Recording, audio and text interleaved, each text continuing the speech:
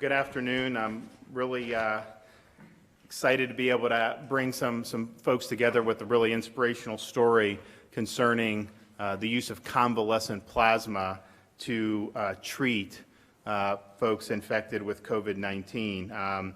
It's an antibody-rich plasma portion of the blood that is being administered to patients, and we have a great story here about how this is something that has helped save lives. And I think it's something to point out. If you look at what we've been doing in the state of Florida, we are conducting antibody testing at many of our sites. We're doing at least 1,000 tests a day now, we're averaging. And from the 4th of August to the present, every day we've had at least 20% of those testing for antibodies test positive for antibodies. And so that has implications for and it's not scientifically representative of the state per se. These are people that are coming on a first-come, first-served basis, but clearly there's been an increase in the seroprevalence in the state of Florida, and I think that has been probably the major factor in seeing some of the diagnostic testing going down, the percent positivity going down. I mean, for example, yesterday in Miami-Dade at our Miami-Dade Hard Rock site, we did point-of-care diagnostic testing for the virus, and they had a 6% positivity rate on, I think, about 650 of those point-of-care tests. The antibodies have been testing positive at that site at well over 20% for several weeks now. And so, that obviously has implications for the spread or the slowing of it, which is very important. But all those folks who do have the antibodies have an opportunity to help those who are still suffering from the disease, and you can do that by donating your blood.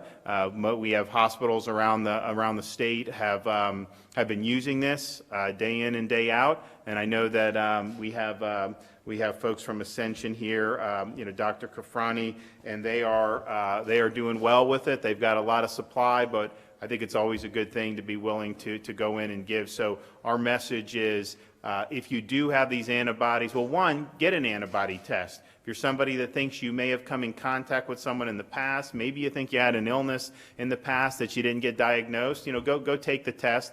I recommend, if you're totally asymptomatic, that the antibody test is better to take than a PCR test, because the PCR test, you can't even identify an active infection with that. Whereas an antibody, those are real antibodies if they identify it. So we encourage people to take advantage of what the state's offering. But if you are positive, we absolutely ask you to be willing and consider to donating, your blood, because it can be used.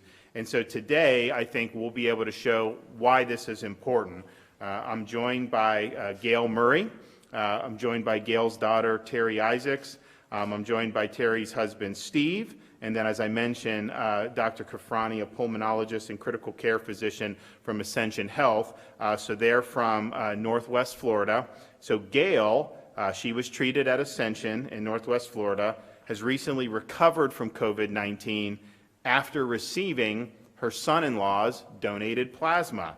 And Gail's story is expiring. It shows how folks, in this case a family, a son-in-law, can help potentially save somebody's life by donating the blood. So it's, I think, a comforting story. You hear a lot about anything that's bad will get a lot of press, but sometimes I think it's worth reflecting on some of the great things that are being done on the medical side, and just also Floridians stepping up to help folks in need. And so we're really happy to have Gail here, to have her daughter and son-in-law are here. So Gail, why don't you introduce yourself? I mean, we had the pleasure of speaking with you. I mean, I think your story is really inspirational, and I think, though, it gives people hope out there who may be in a similar situation, or maybe they know a friend or family member in a similar situation. So, Absolutely. So yes. Please, the floor is yours. Okay. Well, when I was in the hospital, I was really sick, and I know that I would not have made it had I not received the plasma from Steve, without a shadow of a doubt. I was so sick that I knew and had pretty much prepared in my mind that, that was the way I was going to go, not being with my family, not being able to see any of them. And then when they gave me the news that they had worked with my doctor at UAB, Ascension had, and they were working together, and it was so much hope, and hope is so important in your life. And it was absolutely life-changing to get that plasma. I have felt so good. I mean, in just a few days, I went from thinking I was going to die to literally feeling, why am I in here? I'm ready to go home now. So please donate. It is so important. It saved my life. Well, thank you so much. Terry, can you talk about, can you just explain kind of how COVID affected your family from the beginning, because it's an interesting story, and then how the family had to respond, and obviously you were infected and you had to get over it, which wasn't easy either. But if you can tell folks kind of the background that led up to the life-saving donation. Absolutely. So I became ill the first week in March of this year. And of course, originally at that point in time, COVID was really not something that was affecting our area. And so we just honestly thought I had a sinus infection. I was getting worse. Then I was diagnosed as having possibly bronchitis. And then the next day I had gotten so progressively worse that it ended up in at the hospital. And I was the first person at the Sacred Heart Ascension on the Emerald Coast to be tested for COVID. And so I was in the hospital for 10 days. And during that time period where I was in the hospital for 10 days, my husband and my mother both began running fevers and started their COVID journey, so to speak. And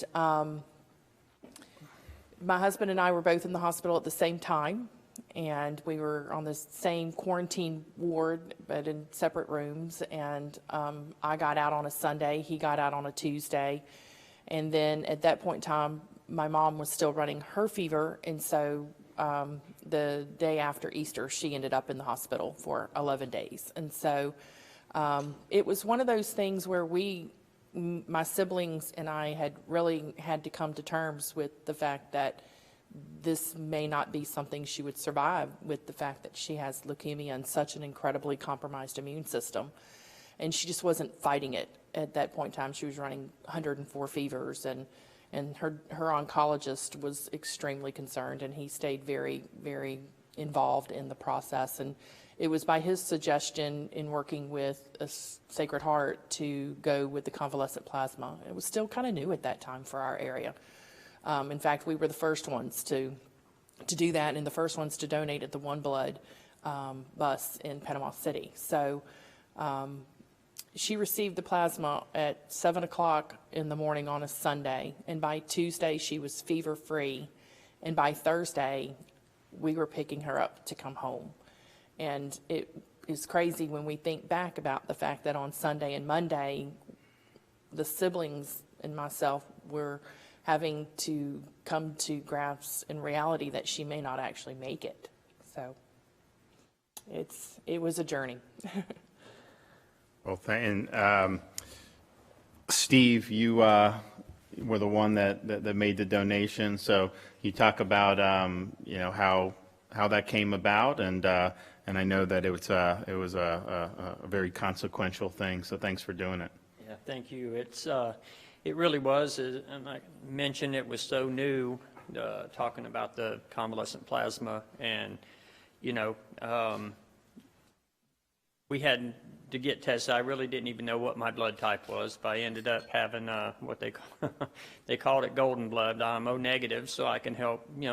I can help anybody with my blood. So I was excited to be able to go and help. And with the plasma donation, you know, I was able to dedicate one portion of it to my mother-in-law, and the other two went to somebody else. So I'm hoping they did well with it too. But you know, we kind of joke. I've got a sweet tooth, bad sweet tooth, and after my mother-in-law, she said, "I crave sweets." I said, "Well, you probably got that from me." But, it was yeah, I was excited to do it, and given the chance to do it again, I'll do it as many times as I can. So what was it like? So, you know, you donated the blood, obviously, then they administer the treatment, and then you guys just sitting there hoping and praying that it kicks in, or were you getting updates? What was that time period? Because I know the resolution, I mean, it happened pretty quickly, but it was still, what, a couple days probably before it did? So what was that like? Yeah, so again, it was so new that, you know, we didn't know really what to expect, but to find out how she started getting better almost immediately. We knew it was something that was going to be big for the treatment of COVID, and we were again glad to be a part of that early process. Great. Well, thank you for stepping up, Dr. Kafani. Can you just talk about some of the evolution of the treatments, of how you guys have handled this? But then also, is there, if somebody is infected with COVID, at what point is the blood because I know the IgM antibodies, then the IgG, but it takes a little bit of time. But if they give right at the outset, is it the same effect, or do they have to wait for the antibodies to more fully develop? So as far as the treatment, I mean, it's interesting that at that point in time, we did not have a lot of treatment. So that was one of the very few things that we could do. And it's awesome that it does work for some people. So this is a great story. As far as when to get it or when to give it, as soon as the person is PCR negative, then by then they have the antibody to have fought the infection, so they should be able to give it.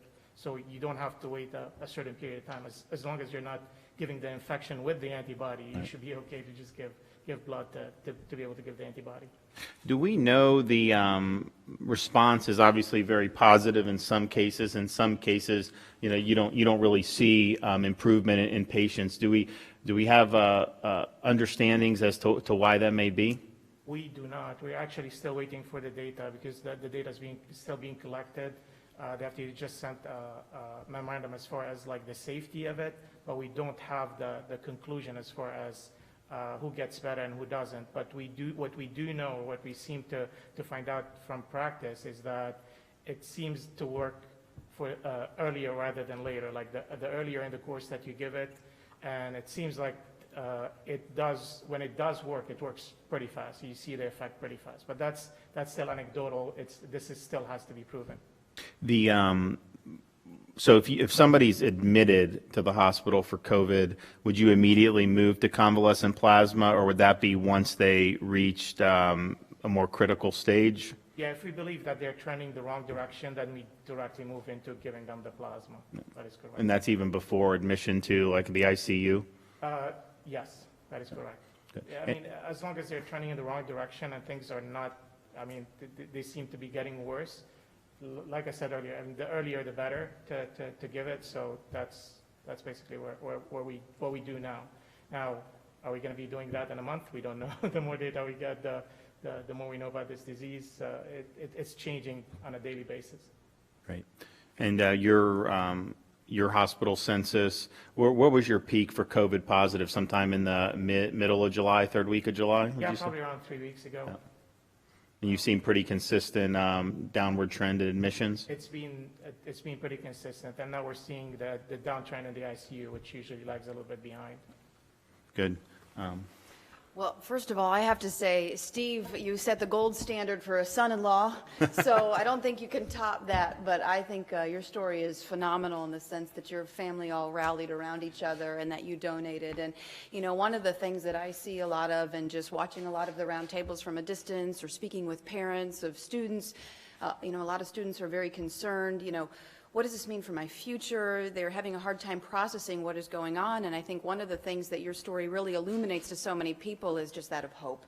You know, we should never give up hope. We should always look forward to, this won't define us, we'll be bigger and better and stronger for it, and I think your family sitting here, talking about it, really embodies that. So, Tara, I know that's very, very, very much true.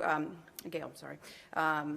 Tell us a little bit, though, about how this makes you feel to be here, to share this. Well, I feel very proud in some respect. At the time, it was devastating to everyone, and to share a happy story that I made it through was just, I mean, it is just the most incredible feeling to know that I've gone from really feeling that I wasn't going to make it to, in just a few days, feeling great. I'm ready to go home.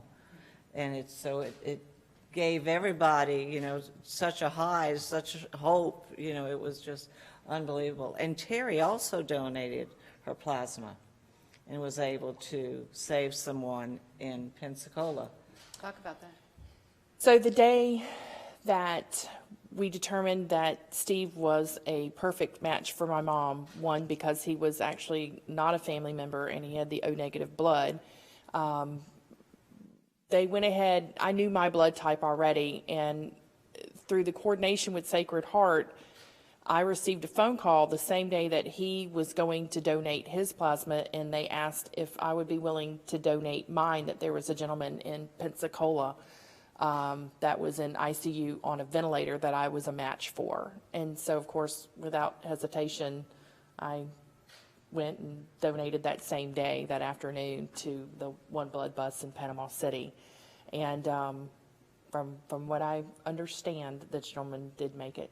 And so it's a great story. Can you talk about how how you got infected? I think you told us that before. Yeah, you know, there's always that you wonder where it was that you may have gotten it, and for the longest time we thought we had our thumb on it because we had returned from Key West mid-February, right where the cruise lines and that sort of thing were, and so it just, to us, it made perfect sense because truthfully, other than that, we don't run around, you know, the country a lot.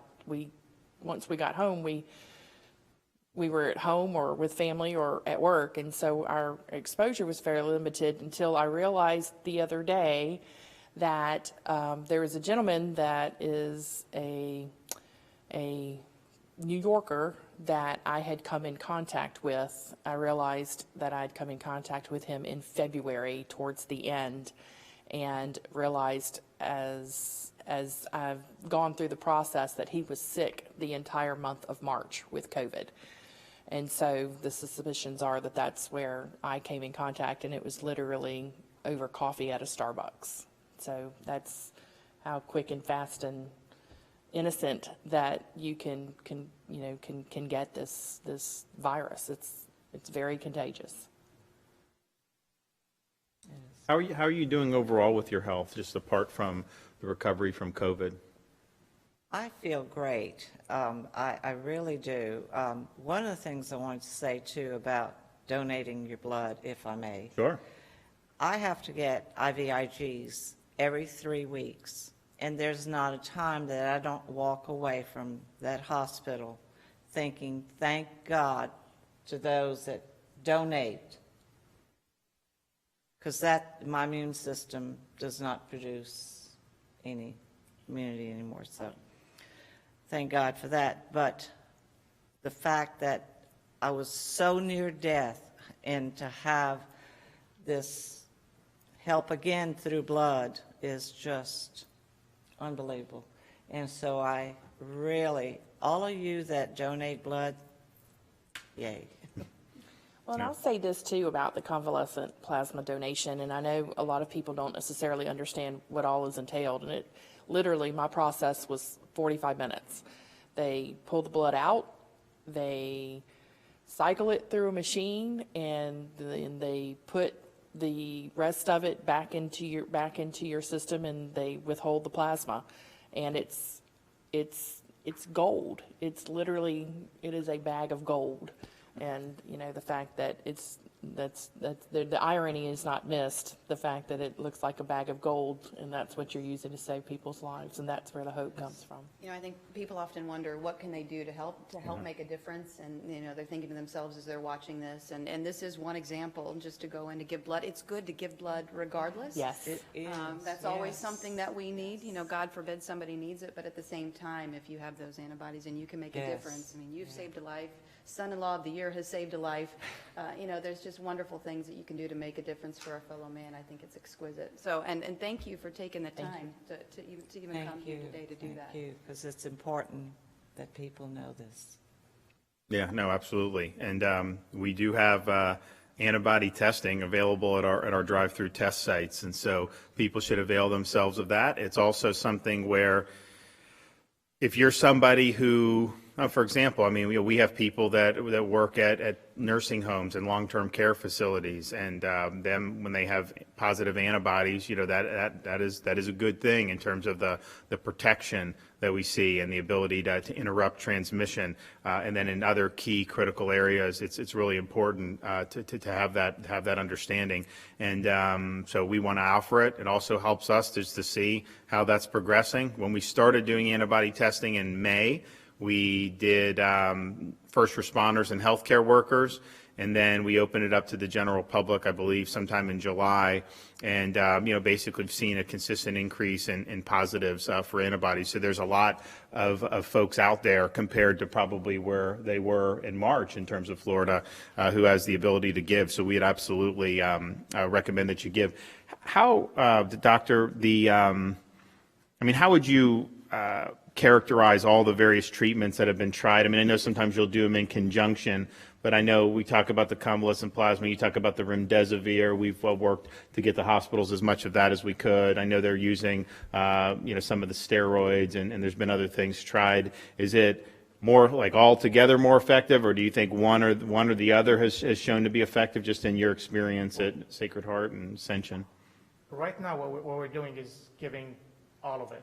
Okay. So, because we know the things that work it seems to be the steroid and the remdesivir. There's still some other stuff that's in trials that we can do, and the convalescent plasma. So usually for somebody who's getting sick or not turning around pretty quickly, they usually get Decadron, they get remdesivir, and they get convalescent plasma. And the remdesivir started. Plus or minus It started in June. You started doing. When did you get your first? We sent it in June. I think June is. Yeah, I think so. When we started. Have you noticed? So when you only were doing convalescent plasma, and then you started to add the steroid and the remdesivir, has there been better outcomes than when you only had convalescent plasma, or do you think it's been pretty similar? Subjectively, I would say yes. I mean, it seems like we know a little bit more about the virus now, and the people are getting better a little bit more than when we first started. I think it just comes with experience with this virus, because when we first started, we knew nothing about it, and now we do know a little bit. Now, over the next few months, we'll probably learn a whole lot more. So it's just a matter of time to hopefully conquer that thing. Sure. Steve, any parting words of wisdom? Well, I guess if I could just say anything, it would be just to give. It's an unselfish way to help others, not only with this COVID, but giving blood is is needed. And so I guess my parting word would be to give. Yeah. Well, thank you for giving. I know that's meant a lot. And Gail, thanks for making the trip over. I think My pleasure. Thank you. Hope is important, and Hope people is need to very know that there's hope out there. And I think that this whole experience, as tough as it was, I think is inspirational for other people. So we really appreciate it, and thank you guys so much. I think that this will help increase donations of people. Not everyone even knows about convalescent plasma. We've talked about it. We try to get the message out, but people are busy. They got other irons in the fire, and so maybe this resonates, and people decide to come do that. Thank the First Lady too for all she's done. not only for this, but for particularly things like mental health, which are kind of an offshoot of what happens when you have something like this going through the communities. We're going to be talking more about that tomorrow. I will say that I appreciate the efforts of Floridians over these last many weeks. I think that the trends in the state of Florida have been positive now for the last several weeks. As we mentioned, the COVID positive hospitals census has been declining for about the last 3 weeks, consistent with what we've seen in Northwest Florida. And I think it's down over 30% from the peak, which was probably around the 21st or 22nd of July. That is a trend that was likely indicated by the significant decline we've seen in Floridians going to the emergency department for COVID-like illness. We look at all this data and we try to make sense of it. I think we saw yesterday with some of the test results, you got to take and really dig underneath those test results to really make a determination about whether a particular day's test results are offering us a good indication of the facts on the ground or actual trends. We had a new private lab that had kind of just come online in June submit 7 weeks worth of results from testing in southern Florida. And so they had 14,000 results that were basically dumped yesterday, and many of the, quote, cases were from the end of June and the beginning of July. And so you look at that, if you didn't know that, you would think, oh man, Miami-Dade, they have all these new cases. Actually, those are old cases. The trend is still positive. And today's report, shows the trend in terms of the positivity is lower in Dade than it was 2 weeks ago, and it's continued to go down. But so you look at that, you got to kind of make sense of it. But those COVID-like illness visits, we're seeing those decline all across the Sun Belt.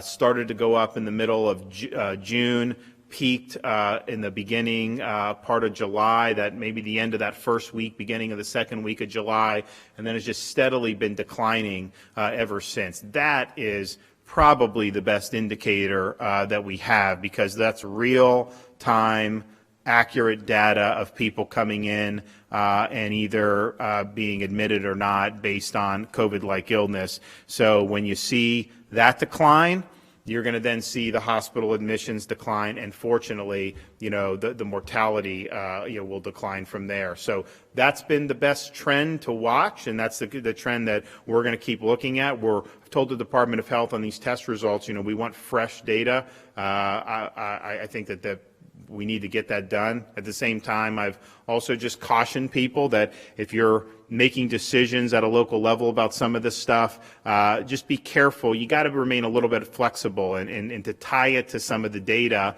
and have, say, a kid's future about whether a parent can send a child to school be tied to some private lab that dumps tests 7 weeks late. That may not be the best way forward. So just there's scrutiny that's required, and we look at it every day to try to understand. You also have some other parts of Florida, some more rural areas that may have increased positivity because you have prisoners tested or something like that, which is, that's an important issue in of itself. But that's not something that's really reflective of the overall community. So I think all those things need to be put in their proper context. But that said, the trends continue to be positive. I had a number of conversations with CEOs of some of the major hospitals throughout the various regions in the state of Florida. We talked to Tom from Ascension. We talked to David Strong from Orlando Health, John Corris from Tampa General, and Carlos Magoya from Jackson. And they all report the same results that we're seeing, the same positive trends. Carlos told me that Jackson, which is probably the number one system that was really hit when Miami was really increasing, they're down 40% with their COVID positive patients, and I think he said about 25% in the ICU, and I think we're seeing that throughout Dade County, which is obviously a very, very good sign. So the hope of this individual story and to give is really paramount, but I do think people can look at the overall dynamics and and feel, cautiously optimistic about the direction that the state is going. So we're going to keep working hard. One goal, one Florida. People have been doing their part, and I think it's made a big difference. So thank you very much. I appreciate you guys coming. And if there's anything we can do, please let us know. And with that, if anyone has any questions for me or anybody else, we're happy to take it. Farrington? Question for Gail. Yes. Obviously, you felt like this disease, you could have succumbed to it without the help of another. Thousands of other Floridians have not been as lucky, and in fact, we had a record high number of daily deaths. Your daughter, within the past week, your daughter mentioned that she may have picked it up at Starbucks. So all that considered, how would you rate the way the state has handled the reopening? And would you like to have seen anything done differently? Honestly, I think the state of Florida is doing a fantastic program with how they're handling it. The hospital that I was in and working with the other hospital in Alabama was absolutely unbelievable. I mean, I'm here to say that it was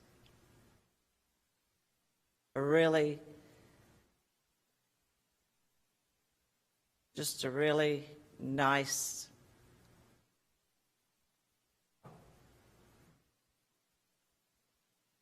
it's good to say I'm alive and well and doing great. So I think the state of Florida and, these doctors that I had were just amazing, fantastic. And let me just point out, when you get reports, of fatalities, it's obviously a tough thing because, in every one of those instances, you have somebody who, may have been in Gail's shoes, but didn't quite. Maybe the plasma didn't work, or maybe it wasn't given in time, or maybe it's just they had other conditions that made it difficult. And so you have family members who lose a loved one, and not only that. We've had isolation in different hospitals. Now, I've encouraged hospitals, particularly in end-of-life situations, to allow that personal contact. We're working on getting long-term care facilities residents to be able to have some contact with their families because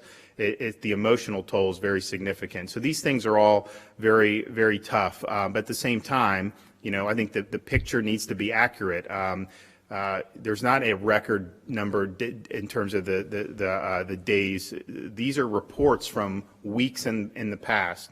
And I think if you look at how those are in terms of each day that those occur, you look at our highest was a July 16th. Now that could change, but to act like it's accelerating when, if you look at when it's actually occurring, it does paint a different picture. So I think it's important to just characterize that accurately. I know that probably won't be as flashy in terms of a headline, but I think that that's more of an accurate. Well, not only it is more accurate, it's the accurate way to do it. So we are looking at those trends, but I think if you're going to do it, you really got to look at when it's occurring, not when it's reported. We'll have people that'll report these things, some of these medical examiners that'll just kind of pile up and do it. And so I think it could present a picture to folks that that trends are occurring that may not be. So knock on wood, I think that there's been a lot of great stuff that's been going on with the physicians.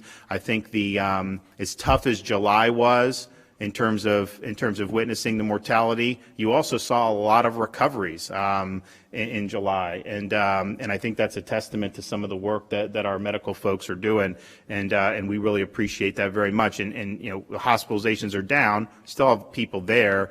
And that's all. Every one of those folks is very important, and we pray for the best possible outcomes. But I do think that you're probably going to see better outcomes with folks hospitalized today than we would have 4 or 5 months ago, because I think people are learning more about it every day. The decrease in overall tests over the last month or so, and then what you mentioned fixing the delay in results. What exactly are there going to be penalties for these private labs? How are you going to fix that? So the way these test results get reported, just so people understand, there's, all these private labs. Every hospital, a lot of the hospitals have their own labs. You have major labs like LabCorp, some of those, but now you have a proliferation of smaller ones. And this one in Miami is kind of a new one. They have their own test. And they're kind of getting in the game, trying to go test business, go into businesses, test employees, all this other stuff. It's their responsibility when those results are received to place it into the state's system. It's called Merlin. And under law, you're required to report those results, every positive, and then our executive order says you report the negatives as well. Well, obviously, that didn't happen this time. I mean, I told the Department of Health that there should be consequences to that. Because of the fact that some of these results are being used to affect people's lives in a public policy sense. Now, I'm trying to urge some caution on that because this is just the nature of it. But here's the issue. No one knew this lab was even doing these. I mean, it wasn't, well, actually, I take that back. There was, they were contracted with people, so people knew that testing was happening. But like the Department of Health, you know, if they go do 100 tests at a workplace, they don't know that that's occurring until that's put in the system.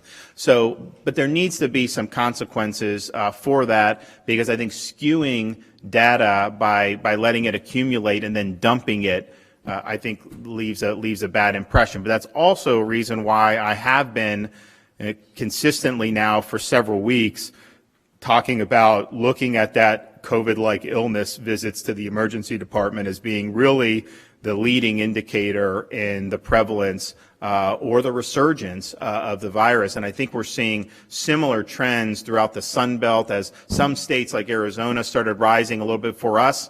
They've fallen a little bit quicker than us, but we're kind of following behind them. And then some other states, Georgia, started going up a little bit behind us, so they're kind of behind us. But I think that is kind of the indicator that you really look at, and really is what makes the most sense. I mean, we now know with these PCR tests, you can test, if you're asymptomatic and you go in and you test positive, they cannot tell you whether that's a live virus or not, because you can test positive for weeks and weeks. CDC says up to 12 weeks, but we know people, it happens all the time where they'll test positive for 30 days or 35 days or something like that. And so the result is, if you test positive, which we had a lot of people doing in July, particularly in the 20 to 30-year-old who were asymptomatic, whether they are carrying an active infection or not is not something that PCR test can tell you.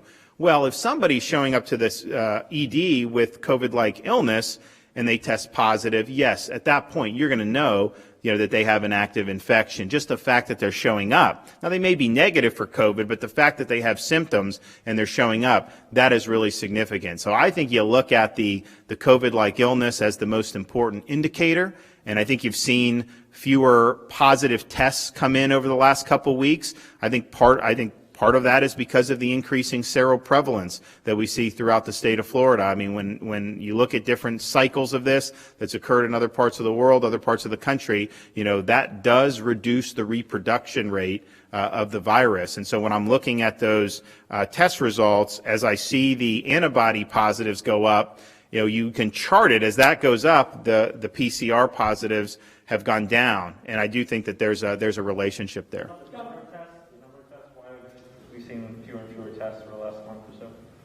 I mean, we compare us to like Texas, which is bigger than us. I mean, we're testing between 60 and 100,000 results come in a day. That's a lot of tests. I mean, that's a massive amount.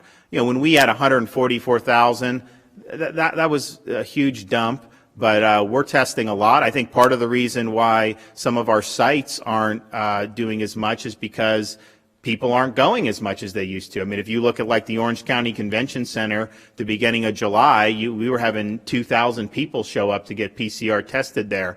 Now we're 700 are going. And so I think the demand has ebbed, but we're still doing a lot of tests. I mean, to have, I think Texas, the most they've had in a day is 60,000.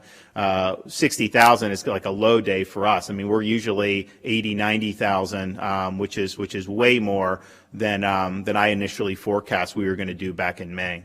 Now, could you clarify for me what you meant last night when you talked about the Navy SEAL raid? Was it about danger? Was it about No. courage? So the superintendent had McRaven interviewed, and she basically told them, hey, this is what they're doing. They had a mission, and they just had to figure out a way to accomplish it. So here we are. We have a mission to provide these options to our students, and we're gonna approach it in the same way. We're gonna make sure that the parents who want the virtual have it, who want in-person have it. We know that it's a challenging time. There's obstacles, but we're going to overcome the obstacles. So I think it was more about inspiration and about figuring out a way to get it done than anything about, comparing the danger to that. I mean, obviously, that's a much different situation. Governor, as of today, 14,000 inmates have tested positive, 2,000 workers have also tested positive, 75 inmates have died, and 2 workers have died of COVID.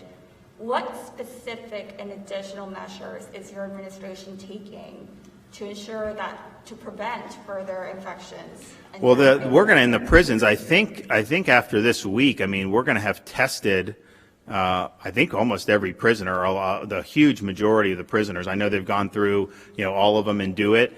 We have had some prisoners who, particularly some of the ones that were very elderly with health conditions, end up hospitalized. We have lost some folks.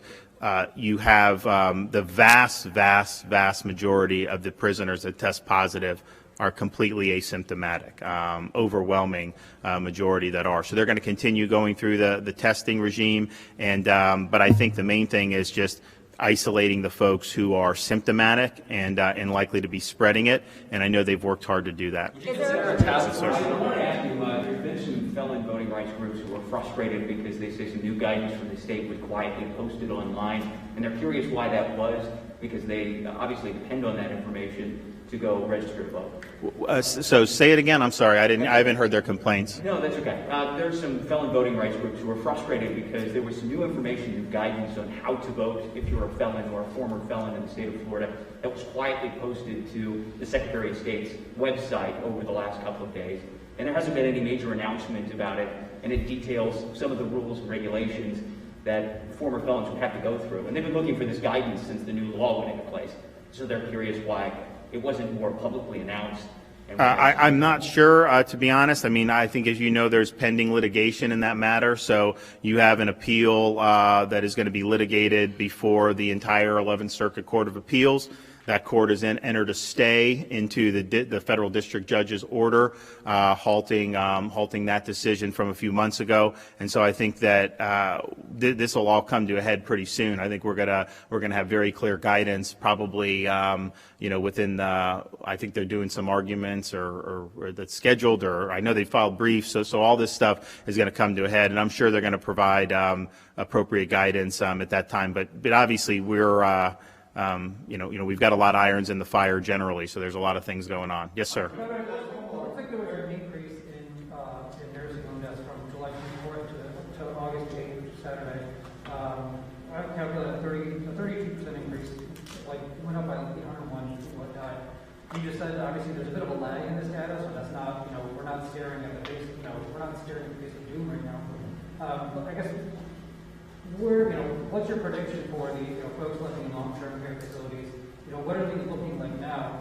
What are you seeing on So yeah, no, I think what we've seen is you saw some significant outbreaks in some certain areas. So, for example, in Jackson County, you had 50 workers test positive, all asymptomatic, but that got in. It's a county-run facility. You did have hundreds of residents, but that has already in and of itself, I think, led to 35 fatalities from that one instance. And it's a tough thing because there's different procedures and stuff. But if you really truly don't have symptoms, the only way that we could potentially identify that is either through a test. But even then, how active that infection is, and then obviously once the residents develop symptoms. And so that's what happened there. That's really, really unfortunate. I think that the concern I have is, and I've asked Health and ACA to say, I said, what are there other resources we can provide? We've been providing PPE. We have no request for PPE, but we really believe when the workers are doing that it does mitigate and does make a difference. And so I asked them, survey them again. If we need to send more masks or gloves or gowns, we want to do that because, and then obviously we're continuing doing our testing with the staff. So they get tested every 2 weeks, and this is over 200,000 people throughout the state of Florida. And so what you have is, fortunately, the positivity rate on that has declined just like the state. It was never as high as the state. I think we got to maybe 3.5% or 4%, but still in nursing home environment, that's very, I mean, just having somebody in the general public is going to be less dangerous than having someone in contact with the most vulnerable residents. And so it's definitely something, but we're seeing a decline in that. So we think that's running about 2% now, which is good. But if there's anything that we can do beyond that, I want to. And the reason is I kind of fear that if the fatalities in the general public get on a downward trend, that you could see a tail kind of at the long-term care, because it may take a little longer to get into those facilities because we have mitigation measures, all this other stuff. But I think as we know that when it does get in, it becomes problematic. So we also have infection control teams that are going back and visiting these facilities again. It's amazing if you look at where we're at now with it, which this is a good sign. And you go back a month, the number of facilities that had 10 or more infections between either staff or residents, was kind of right here, and it's dropped dramatically. And so that, I think, is testament to the fact that, one, the prevalence in the community has gone down, the staff prevalence has gone down, but then some of the mitigation measures may have had an impact. Nationwide, we're probably running 50% of all of the COVID-related deaths from residents in long-term care facilities. Now, in Florida, nursing homes, assisted living, I mean, we have a broad definition of that. Some other states have a more narrow definition, but it is probably the number one most vulnerable place. Now, the federal government's sending point-of-care testing to, I think, about 5,000 nursing homes. So obviously we have over 4,000 facilities in Florida, so that's not going to be enough for us. But you are going to have some point of care testing. But I think one of the things that we're cautioning people on is, doing mitigation and really doing the PPE, making sure that, people aren't going into the facilities who shouldn't be there, all this. That really is, in some ways, more effective than the testing. Because the testing is, how often can you realistically test people?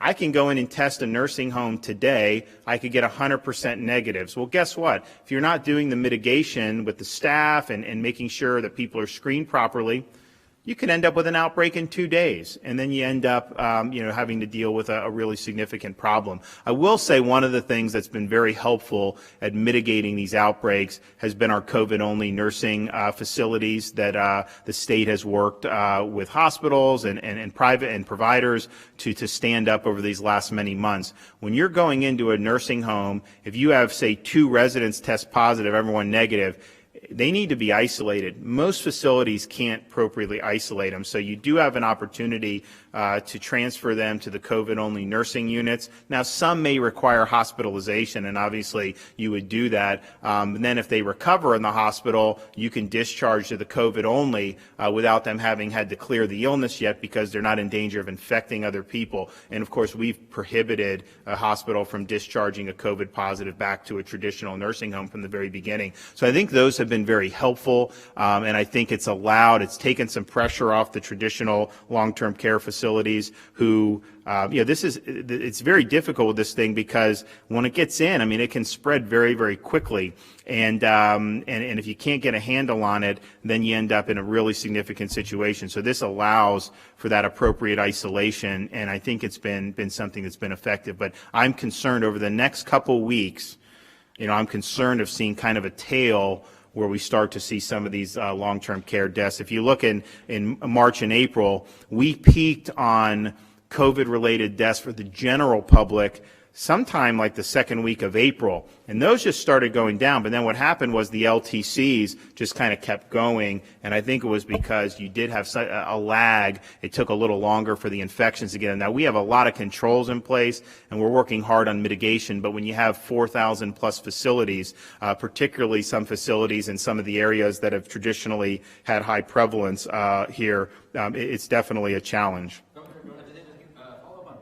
considering all the measures you just enumerated for nursing homes, where there's similarly a contained environment, would you consider enacting some of those same measures for prisons, be it COVID-only wings or a facility with people that have already tested positive or something like that?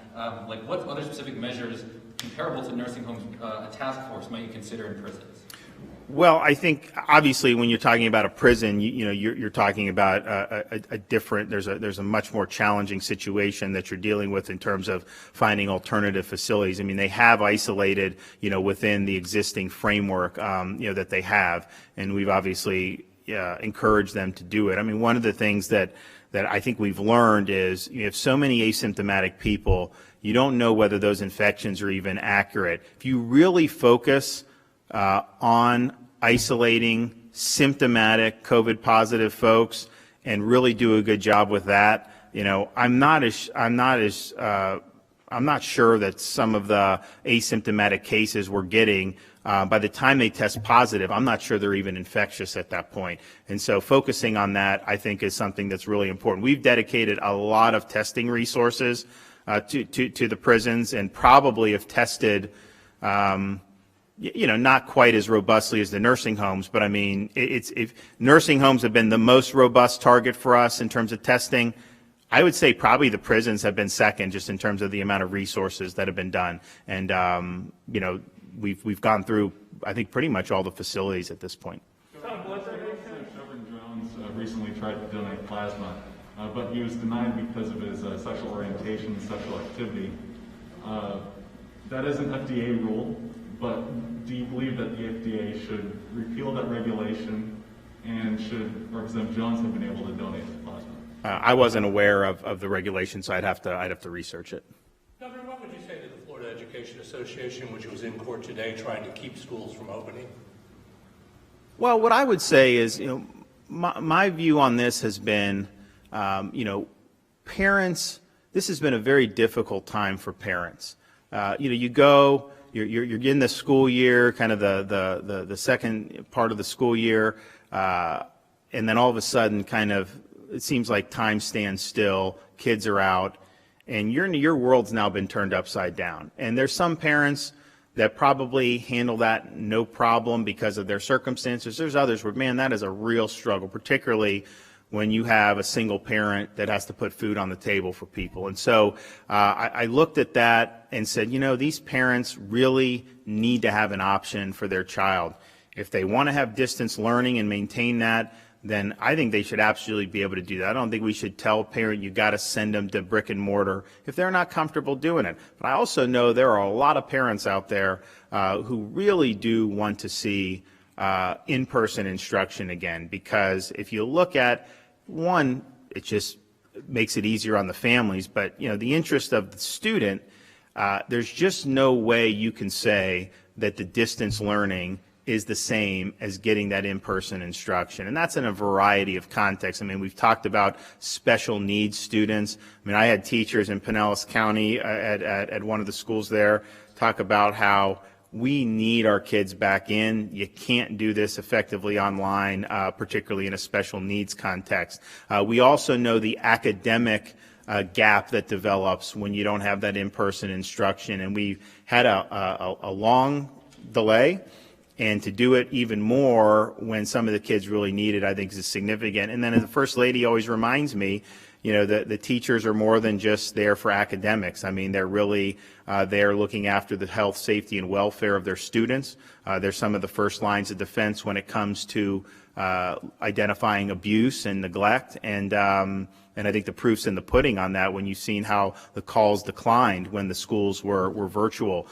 So I think all those things really counsel in favor of having this choice. I think the districts, by and large, have approached it very intelligently. But I also have said that in any avenue, not just education. I mean, if you're a government employee in the state, if you work for a private business, anyone who would be in a vulnerable category in terms of COVID, should have accommodations made. And I've even said if there's teachers that just don't feel comfortable, even if they're not in that environment, make accommodations for them, to want to do distance. What you're going to find is there's going to be a certain number of parents that are going to choose in person. certain will choose distance, and so there's going to be teachers that are going to need to be there for the distance in addition to in-person. So I think that just having maximum flexibility makes the most sense. I've been able to talk to some superintendents. You know, Martin, I think they were about 60 to 65% of the parents chose in-person to start, but superintendent tells me she thinks now some of the parents who chose virtual to start now are looking and saying, hey, we'd like to get back as well. So they anticipate that number to rise. I talked to the superintendent of Baker County. They have 93% of the parents have opted for in-person instruction. And I mentioned yesterday in my when I made some comments about Suwannee superintendent saying he's never seen a first day of school like this, where you had parents just bringing gifts, bringing all kinds of supplies like sanitizer and all this other stuff, that it was just a sense of relief to be able to get to some semblance of normalcy. So, you know, I think that the safety is very important. I know everybody in all these districts are really working hard at ensuring a good, healthy environment. But I have no doubt also that, you know, we kind of talked about it a little bit with the athletes in the college sports about, you know, that's the best environment for them. Just in terms of coronavirus, forget about all the other things. Just in that structured environment, you know, they're going to do better there. And I kind of feel, you know, similar with some of our kids being able to be in school. That's a nice structured environment. You have folks that really care about their health, safety, and well-being. And if you don't have the option for that, you know, there's no telling what risk those kids will be exposed to. So I think it's really important, but I also think that the flexibility is very important, doing whatever you can for safety, making accommodations for teachers. But I'll tell you, you know, I know unions have certain thing and they represent, you know, some, but they don't represent all. Certainly the sentiment on this, you know, the excitement of a lot of the teachers from talking to the superintendent was really something that I found very powerful, because I think, you know, when you go into this, you're going into it knowing that you have an opportunity to really shape the lives of some of these young people, and then to have that kind of taken back where you're just doing it through a computer screen, I think people realize that it's just not the same, and that to be able to get back and do that personal touch again, you know, will make difference in people's lives. So I think the districts that have done what they've done have done it very thoughtfully. I know we got more that are going to be coming online soon, and again, we're just going to support parents making the best choice that they think is right for their kids. Thanks, everybody. Tested positive. Does that give you pause for your push?